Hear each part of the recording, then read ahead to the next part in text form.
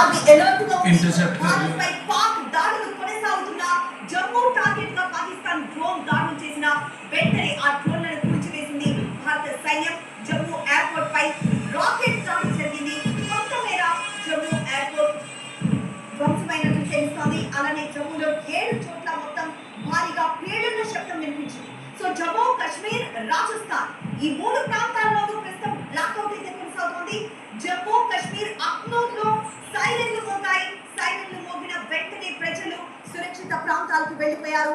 పంజాబ్ అమృత్సర్ లో కూడా ప్రస్తుతం బ్లాక్అవుట్ కొనసాగుతోంది. నగరం మొత్తం విద్యుత్ సరఫరాని నిలిపివేశారు. బ్లాక్అవుట్ అనేది శత్రువుల నుండి తప్పించుకునే ఒక ప్రయత్నంగా చెప్పుకోవచ్చు. ఎందుకంటే బ్లాక్అవుట్ చేసినప్పుడు శత్రువుకు ఆ లక్ష్యం కనిపించదు కాబట్టి కొంతమేర రక్షించుకోవచ్చు. So 8 Pak missiles తిప్పికొట్టింది.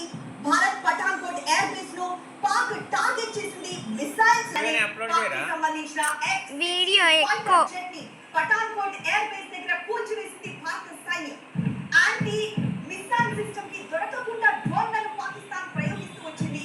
అయితే యాంటీ డ్రోన్ సిస్టమ్ తో పాక్ ప్రయోగించిన ఆ డ్రోన్లను మధ్యాకాశంలోనే పేల్చివేసింది భారత్.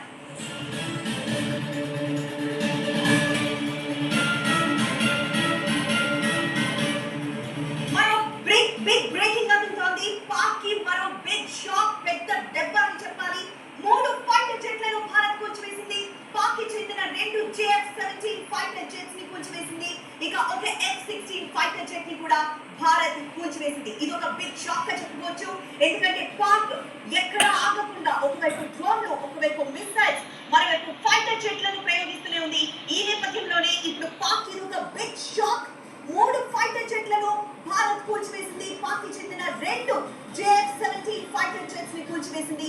ఒక F-16 ఫైటర్ జెట్ ని కూడా భారత్ కూల్చివేసింది. పఠాన్కోట్ ఎయిర్ బేస్ దగ్గర ఈ F-16 ఫైటర్ జెట్ ని ప్రయోగించింది పాకిస్తాన్. ఈ నేపథ్యంలోనే భారత సైన్యం ఎంతో చాకచక్యంగా ఫైటర్ జెట్ ని కూల్చివేసింది. మరోవైపు JF-17 ఫైటర్ జెట్స్ రెండింటిని ప్రయోగించింది పాకిస్తాన్. ఆ రెండింటిని భారత సైన్యం కూల్చివేసింది. बस